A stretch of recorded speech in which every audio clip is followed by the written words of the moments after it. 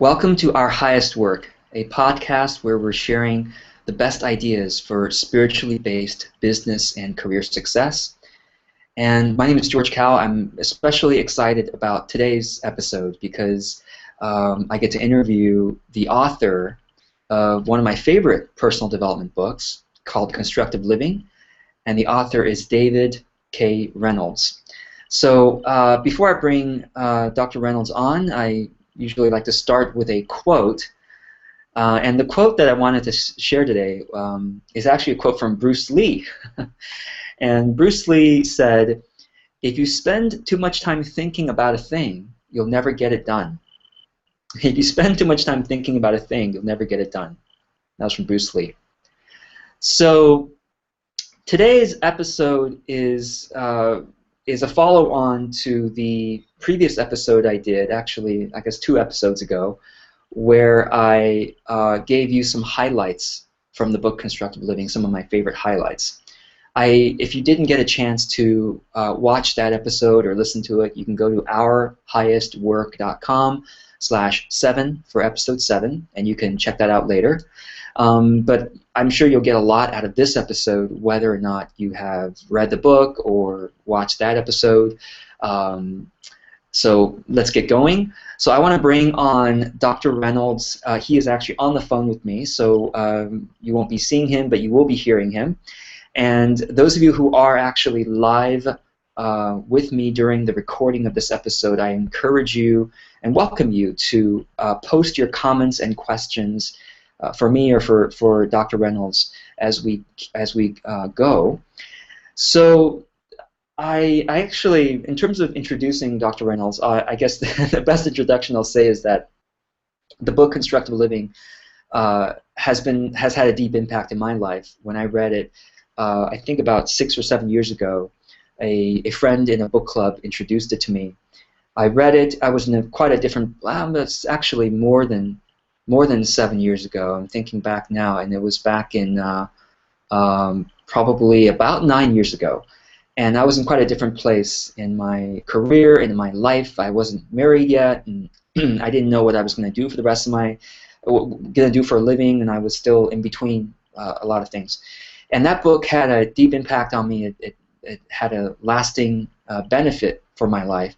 And I just reread the book again a couple of weeks ago. And again, it had a deep impact on me, even though I'm in quite a different place. I'm relationship-wise, I'm married now, and now I have a business that is full-time. It's a big part of my life. So I feel like this book can benefit people wherever they are, because it's a book about managing our actions and managing our emotions. It's probably not the most eloquent way of saying it, but I do want to bring Dr. Reynolds. Dr. Reynolds, this book, Constructive Living, by the way, was written about 30 years ago, and even before then, he spent quite a number of years counseling people both in the United States and in Japan. And since the book came out, he has written quite a number of other books since then, and I'm sure has had a lot of other counseling experiences, and that he'll maybe share some of that with us today. So, Dr. Reynolds, thank you so much for your time and for joining us for this episode. Good to be here. Thank you. Yeah. So maybe the first question I'd like to start with is, how would you summarize Constructive Living, the philosophy, right now? Let me read you a section from the introduction to my latest book, Water, Snow, Water. It just came out of the University of Hawaii Press. And it's a discussion of what constructive living is about. Great. It goes like this. You can't be happy all the time. You can't feel comfortable all the time. You can't have the feelings you want when you want them for as long as you want them. Life just doesn't work that way. Maybe you've learned and tried counseling, therapy, diets, meditation, chemicals, or some sort of esoteric magic to work on your feelings, to fix your life or make it perfect. Nothing has worked as well as you had hoped. Reading this book won't solve your life problems either. but it will give you some sensible, practical, and doable suggestions about how to work on your life. The key word here is work. Sitting and talking with someone is not enough. Venting your feelings is not enough. Putting your mind in some quiet inner place is not enough. Working on your life involves moving your body, living your life purposefully and constructively. This book offers you concrete assignments for such activity. I call this approach to life constructive living. Constructive living is about building your life on purpose and behavior. It was borrowed from two Japanese thinkers, but redesigned to respond to two unrealistic elements of modern Western culture. The first is its exclusive focus on feelings, as though feelings were the only aspect of life with meaning. Some simple-minded Westerners believe that feelings must be repaired before undertaking any project. The second unrealistic element is the mistaken belief that one can succeed only through one's own efforts. That, for example, despite the deficiencies of your parents and their improper child-rearing, you can struggle and overcome such handicaps and make it to the top on your own. One can become a self-made person. The first fallacy ignores the element of purposeful action, which is possible to take even when the feelings are unsupportive or even painful. And the second fallacy ignores the reality of the importance of the essential support of other people and things to achieving success. I suggest that you look at your past, your whole past, and put any traumatic experiences in perspective by looking at all the supportive and positive experiences that we encounter on a daily basis. Too many Americans just don't consider that right before your nose reality. I'm halfway through. We're taught that the ideal is to work hard to overcome the handicaps our parents or others may have laid upon us by overprotection, sexual or physical or mental abuse, lack of love, and the like. Who asks us to think about all the diapers somebody changed for us as babies? Who asks us to consider all the meals cooked and dishes washed and clothes laundered for us? Who insists that we reflect on the kindness of the people who taught us and hired us and listen to our complaints about the unkindness of our world? Well, I do. And I've been insisting on looking at the larger picture of past and present for more than 30 years now, since the time I began to understand some Japanese psychotherapies that were not burdened by the narrow perspective of Western values and therapies.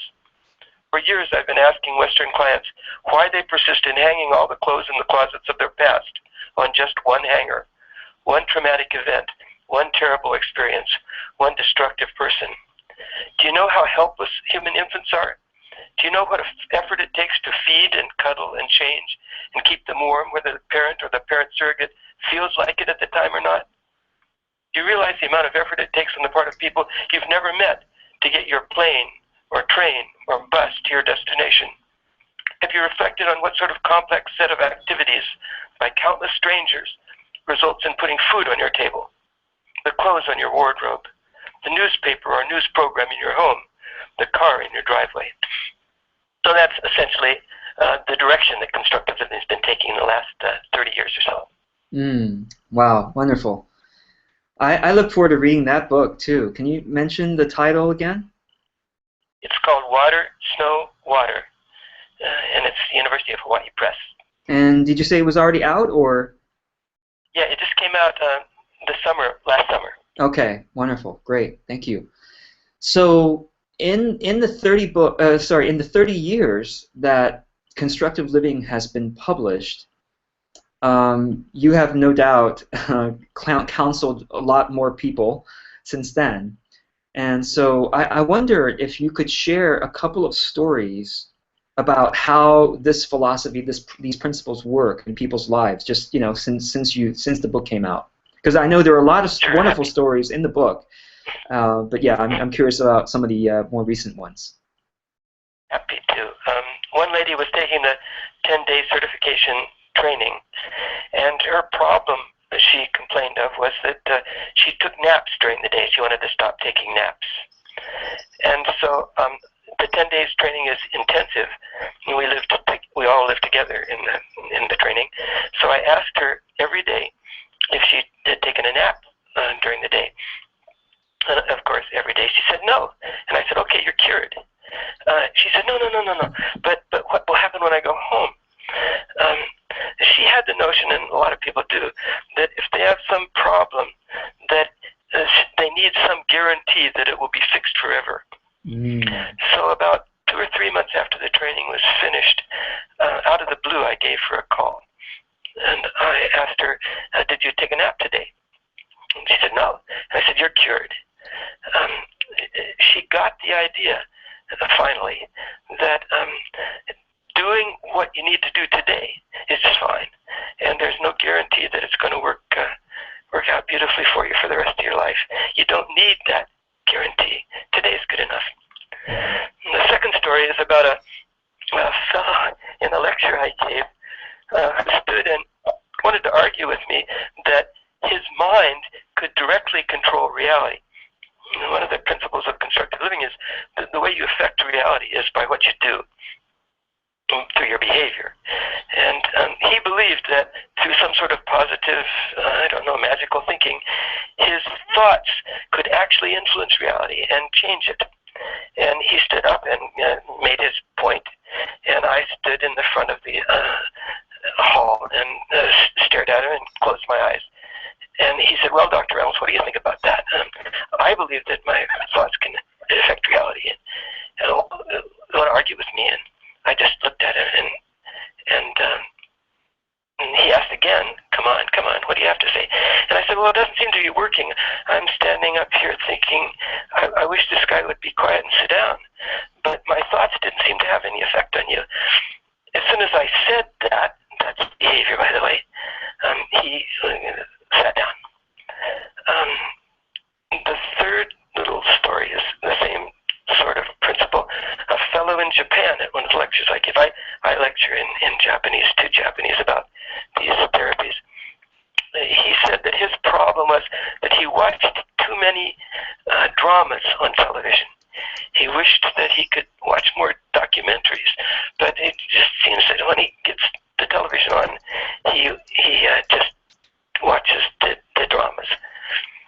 They call them onamida chodai, which means tears please. They're kind of soaps that he was watching. So he asked me what advice I could give to him, and I didn't say anything at all. I just raised my hand and made the gesture of flipping the switch. In those days, we still had televisions that you turned. You didn't have remotes. If he wants to change and watch more documentaries, what he needs to do is change the channels on his television. He was looking for some magical words, some special constructive living thought that would help him change his habit. But the way you change habits is just change what you do. We have some suggestions, and I can get to them later perhaps, about how to make changing the behavior easier. But it actually comes down to just changing what you do. Wonderful. Thank you so much for sharing those little stories. That I think that says a lot about how constructive living works. So it seems so simple, and yet there are so many psychological therapies out there where where the experts spend years with their clients trying to talk out the problems, to trying to change their mind about something that happened to them in the past, try to change their heart about how they feel about that thing so they can move forward, or trying to help them get rid of a phobia or other mental block. And I'm sure that some of those therapies have good effect and they work, but sometimes they take a long time. But what are your thoughts about sort of talking therapies, you might say? I think it's easier to dig for reasons and talk about the problems than to change what you do. And it's been really helpful for a lot of people to believe that they were somehow working on their problems by sitting around and talking about them. I never said constructive living was easy, but it boils down to you change what you do or you don't. We have some hints for helping people change or handle the troublesome behaviors and feelings that they have. But really what I want to teach people, and CL is an educational procedure, what I want to teach people is to accept the reality of what feelings come your way and then do what you need to do. But to help make the early steps easier for some folks, we have some what I call first aid techniques. For feelings, the first technique for handling feelings that you don't like, and these are very practical and down to earth, is to distract yourself. You may have read that I'm afraid to fly. I'm scared to death to fly. Before I get on a plane, I make out my will and make sure that all my affairs are in order, because I expect to die every time. And in fact, I fly all the time, all around the world, talking about constructive living. And one of the ways that I help myself when I'm feeling miserable and we hit turbulence is I paint little postcards. What I'd really like to do is, when we hit turbulence, is get up and sweep the plane, because one of the things I've learned is that you can distract yourself from upsetting feelings easier with big muscle activity. And it's easier, for example, to wash your car or to clean your house when you're anxious or upset than it is to do your income taxes or even read a book. But they're not going to allow me to get up and sweep the plane when we hit turbulence. So I sit with the seatbelt fastened, and at least I can use my arms to paint picture postcards, and I give away the postcards to people when we go to book signings and so forth. Another thing that a suggestion that I have for feelings that are troublesome is to wait. You discussed that, I saw in your earlier episode. One of the things that you can count on is that no feeling lasts at its same intensity forever unless you do something to re-stimulate it. And so when Dad died, I remember Mom was feeling really upset. And as the weeks passed, that faded to some extent till their anniversary came up. And then back came the feelings. They were the same feelings. That's a problem with the word feelings. But she still felt upset. And then that passed over time until the day she gave his clothes away to the Salvation Army and so forth. So there were events that re-stimulated similar kinds of feelings in Mom over time. And that's the good news, that no bad feeling, no feeling that you don't like, continues over time. The bad news, the really bad news, is that the feelings you like are the same way. So that when people come to me and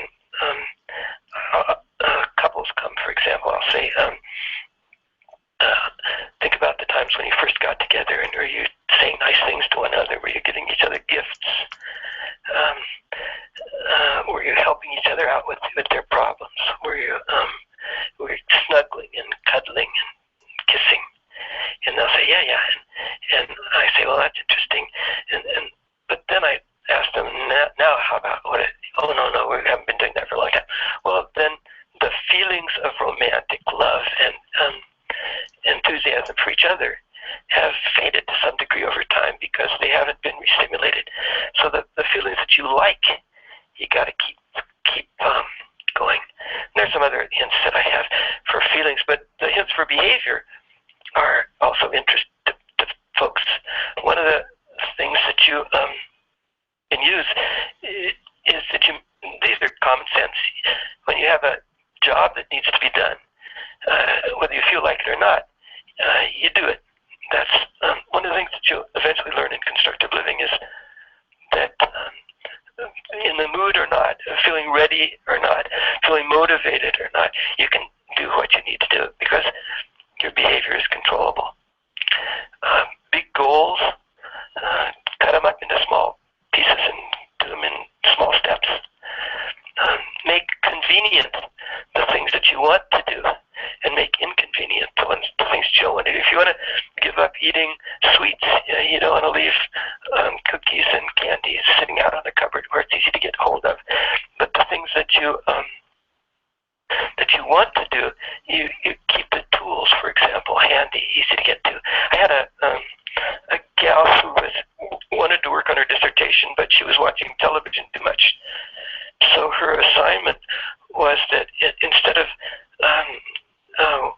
watching television endlessly, she was permitted to watch television for an hour every day, and then she was to unplug the TV and take down the antenna, the inside antenna, and put it in the closet and pile suitcases on top of it. And if she wanted to watch TV again, she had to take the TV out and set it up again, and she could watch it for an hour, but then she had to put it away in the closet again. In the meantime, her dissertation writing material was sitting at hand on a nearby desktop. And you can imagine that it was easier for her to actually get to the dissertation writing because it was inconvenient and it was troublesome to do the behavior that she wanted to avoid. Another kind of help for behavior is what we call rest by changing tasks. That is, I used to get up in the morning and write. Well, we've got 25 constructive living books out there now.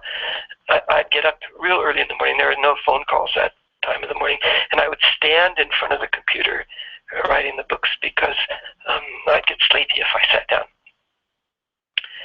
And then I'd write for a couple of hours, and then I'd go outside perhaps and work in the yard. So by changing the tasks that I was doing, it became a kind of rest for me. And you'll find that that works pretty effectively when you're trying to regulate your behavior. Another simple suggestion is that you reward yourself after doing a task, not before. So if there's something that you need to do, you would really like to do, after you've done the task, then you read the novel, or you take a piece of chocolate or whatever. So there are a whole lot of specific kinds of suggestions that we have in constructive living to make behavior easier, but the point of it all is at an early stage, and that's really helpful, and you can still use it even when you're advanced, but the important thing is to get that behavior that you've decided needs to be done, whether you're in the mood or not, whether you feel like it or not. That's what it's about. Wonderful, wonderful. So we have a question from one of the audience members, Bob, that says, I normally walk 5 miles a day. Wow. But this abnormally cold winter resulted in my hibernating. Do you have any suggestions or any counteractive habits I can use to overcome this? Get some warm clothes. Our suggestion. It's okay. It's you take into consideration all sorts of variables. One of the things you want to take into consideration is your feelings. Whether you feel like walking or not, that's okay. Whether you feel cold or not, that's okay. But you also want to take into consideration other sorts of variables, like what's your purpose in walking, and if your purpose in walking is to keep your weight down, keep your health up, and so forth, that may be overriding the feelings. We're going to be real careful in constructive living that we don't suggest that people ignore their feelings or suppress their feelings. I really don't know how to do that, by the way. But we suggest that you take into consideration the information that the feelings about feeling cold, for example, or feeling like wanting to stay inside the house, you take that into consideration. But you also take into consideration the other variables that are important to you. And then it's up to you whether you get out and walk or don't. Thank you. That's helpful. So, and Bob says, love it. Thank you. Okay. So another question that I had for you is, well, I have a couple more questions. We're going to get to talking about how constructive living can apply to sort of us, sort of professional business people. But a question regarding the whole idea of therapies we were talking about earlier. What's really popular these days is, well, maybe it's been a long time, but still popular, is affirmations. This idea that this idea that we can, if I say to myself, I am confident every day, I look in the mirror, I am confident, that I can somehow make myself confident over time. or gosh, they've even been applied to things that are so-called external, such as, why am I so wealthy? Why am I so rich? As another way of doing affirmations is to trick your mind into asking, that's right, why am I so rich and wealthy, even though my bank account might be low or something like that. I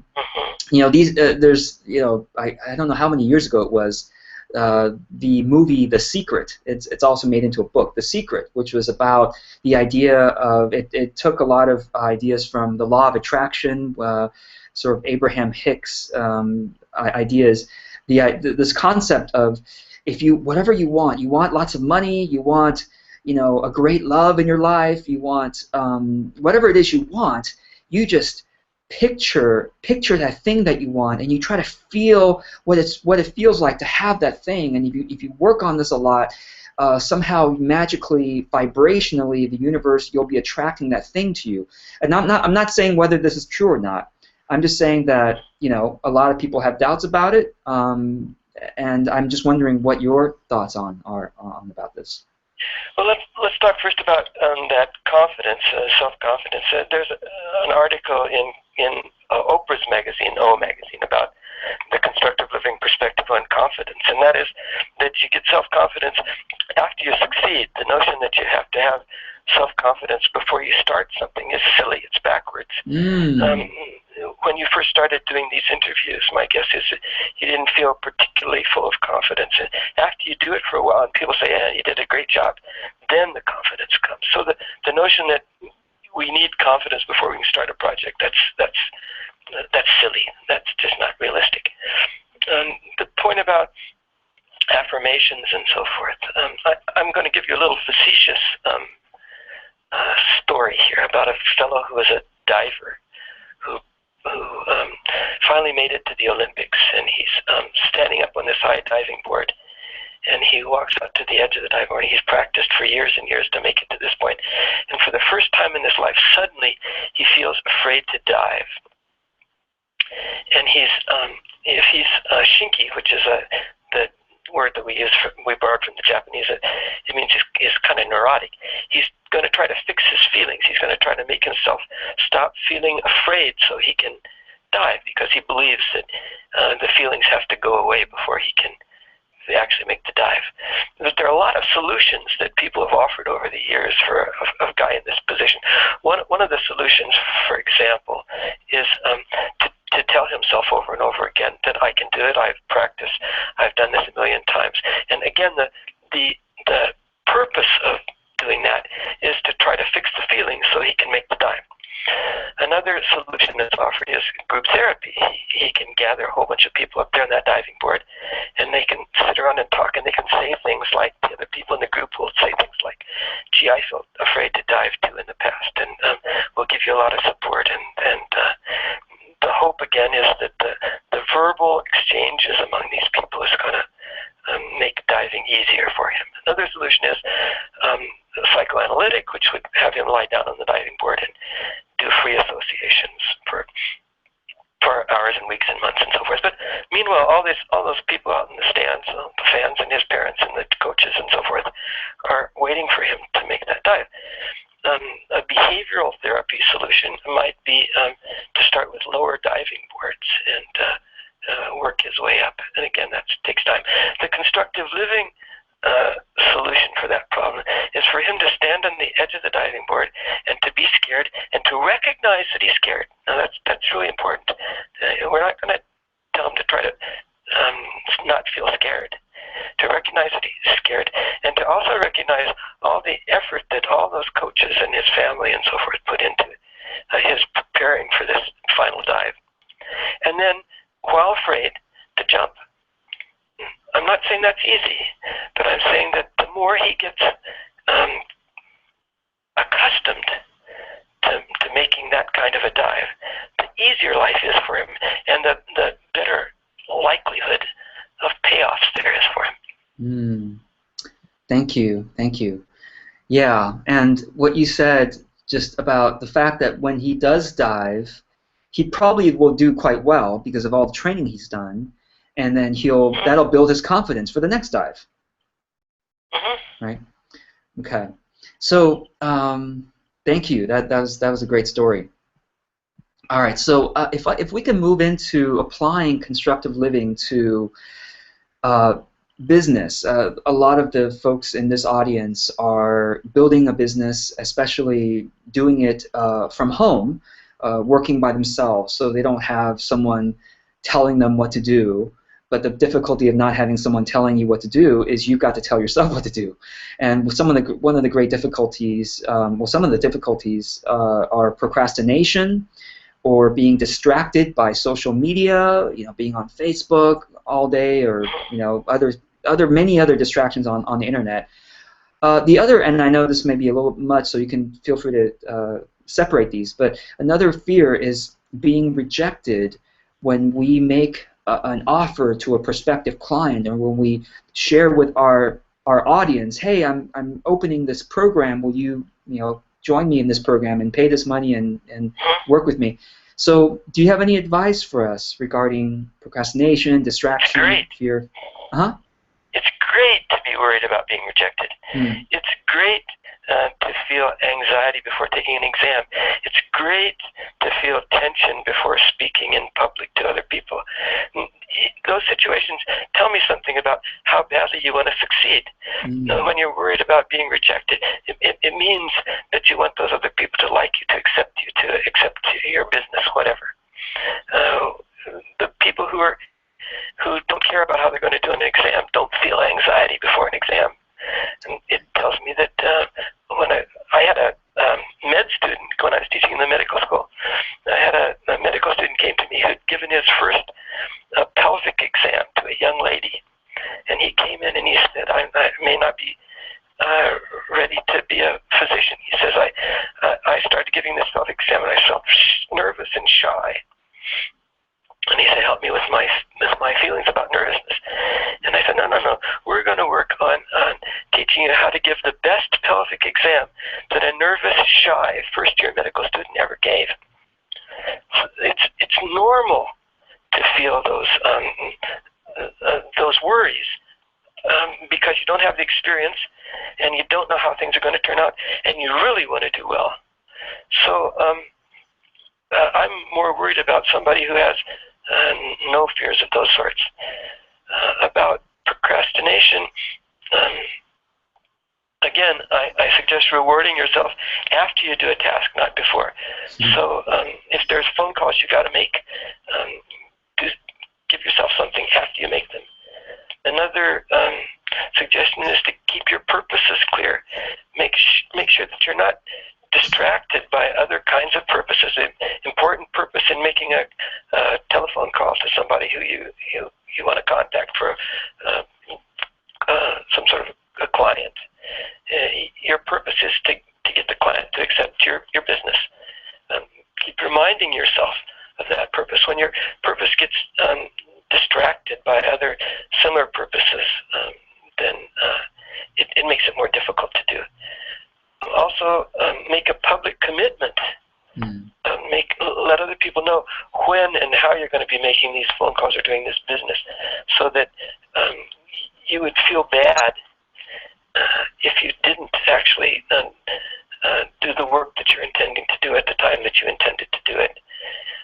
There are other hints that we can offer for specific kinds of problems, but it comes right down to, again, you either do it or you don't, and despite the feelings, and actually thanks to the feelings for the information that they're giving you, you just get on with your work. Great. Thank you so much. So a couple more questions that I have. One is, the key to applying any philosophy, especially constructive living, is to remain engaged with it, to keep doing it. And you have counseled so many people over the years, some of whom have fallen away and not stuck with constructive living, maybe. Some of whom have kept going. Have you noticed, what did the patients who kept going, is there anything they did differently? One of the phrases that we have in constructive living is called many me's, or another phrase that means the same thing is sometimes this, sometimes that. nobody does constructive living all the time. I don't do constructive living all the time. There are times when I'm fully involved in what I'm doing, and there are times when I'm not. And the interesting thing is that whether I'm fully involved or not, whether I'm thinking of constructive living or not, a lot of things keep going on to support the work that I do. For example, somebody I never met invented this telephone contact we have, and a lot of people are involved in keeping this telephone contact going as we're talking right now. Whether I'm being a constructive living kind of guy, whether I'm being a good guy or not, whether I'm being a jerk or not, a whole lot of people are supporting me in the work that I do, people that I never met. It's thanks to them. It's thanks to my first grade teacher, for example, who taught me some of the words that I use.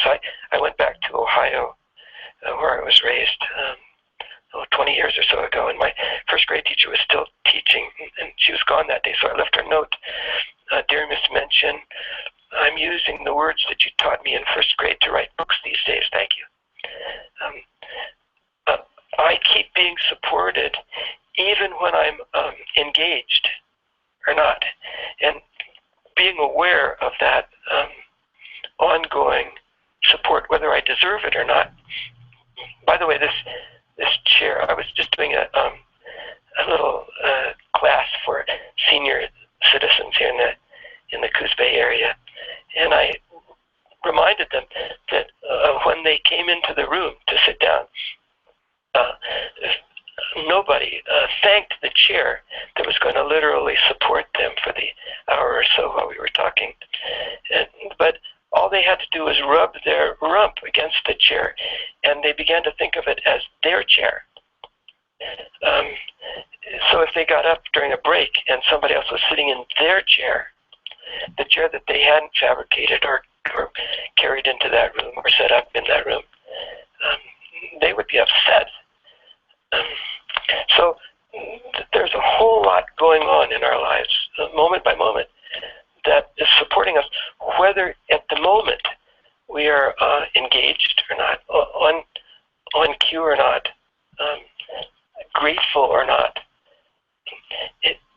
And those people, whether they got paid or not for the work that they do, their effort benefits us. So it's a matter of shifting back and forth between sometimes recognizing the CL side of something and sometimes just ignoring and forgetting it. Mm. Wow. Thank you so much for sharing that. That's a very meaningful answer. I'll be sure to listen to that again. So the last question I have for you, and by the way, those who are live watching this, listening to this, if you have any questions and you're live here, feel free to post them now. But I just have one more question, which is, this show, this podcast is called Our Highest Work, and I always, whenever I remember, I try to mention that this is each person's own definition for what it means to them that their highest work is, because I can't define for the whole world what their highest work is. I can only share what it seems to me to be the case. So I'm curious, Dr. Reynolds, for you, how might you define our highest work or your highest work? I'm in trouble here because I'm trying to think of what I've accomplished thanks to my own efforts. I'm not wearing clothes that I put together thanks to my own efforts. I don't have a body to use for this work. It was actually given to me by a couple of people whose efforts might have been a lot of fun, but they were their efforts nevertheless. I can't use the words that I learned myself thanks to my own efforts, because a lot of people taught me those words. I can't use this communication that we're having right now thanks to my own efforts. So when I start trying to come down to something that's my highest effort, especially anything that would be related to my own efforts exclusively. I can't come across anything. The therapies that I learned in Japan, they weren't taught to me. They're borrowed. I've adapted them a little bit, but they're just borrowed.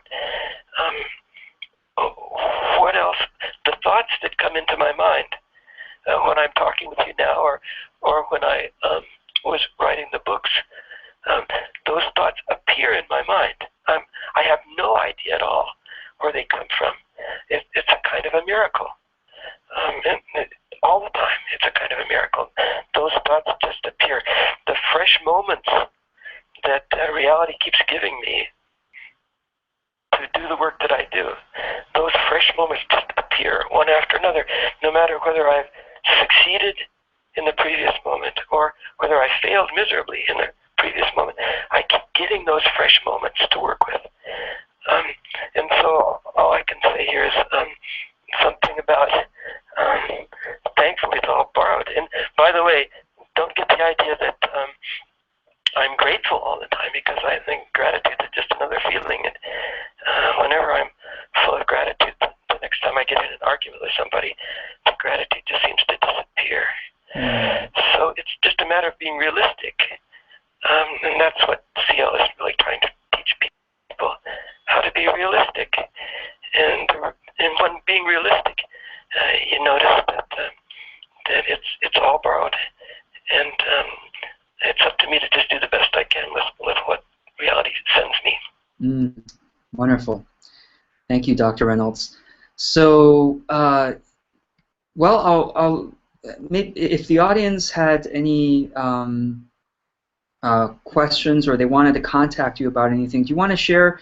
Is there anything you're working on coming up? Do you do workshops or anything you want to share about that? Yeah, there are a couple of places they can look at. My website, I have a couple of websites. One is Constructive Living, all one word, constructiveliving.org, and the other is constructiveliving2.weebly.com. Right. Those are the websites that they can check up on what's going on in constructive living these days. And this summer we've got a training in New Mexico. It's probably the last certification training that I'll be doing in constructive living, in English anyway. And if anybody's interested in 10 days of intensive immersion in constructive living, it ain't fun, but it's sure productive.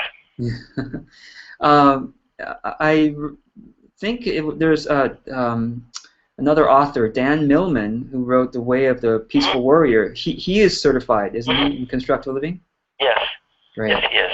Yeah, I've heard him talk about the book before. Yeah. If you look at the constructiveliving2.weebly.com site, there's a little quote on the front page from Dan pointing out that a lot of the ideas that he's using these days have been borrowed from constructive living. Oh, that's wonderful, wonderful. Well, I'll be sure to put the links in the episode page after this recording. Appreciate that. Yeah. Appreciate that. Thank you. Great. Great. So, Dr. Reynolds, can you stick around for a couple more minutes? I'll debrief with you after this. Sure will. Great. So I'll close this episode. Just very grateful to Dr. Reynolds for joining us today. I hope you benefited from listening to this, and given that this is recorded, you might listen again and get inspired, and ironically, not only to feel inspired, but actually to take action that will build your confidence and build reasons for further confidence and happiness. So I wish you a day forward with mindfulness and gratitude in all that you do. Be well, and I'll see you in the next episode.